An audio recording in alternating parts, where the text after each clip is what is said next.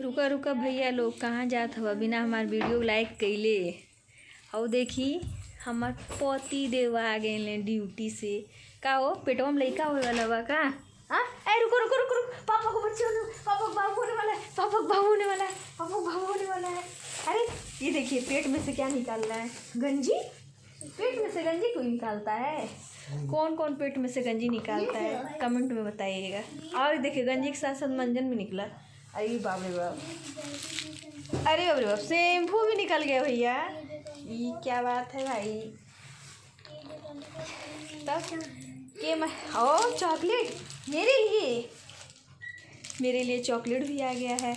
तो किसको किसको खाना है तो प्लीज़ आइए मेरे घर, साथ में खाएंगे। ये देखिए मेरे लिए दिया लाए हैं, कल व्रत रहेंगे ना तो ऐसे ऐसे पूजा करेंगे।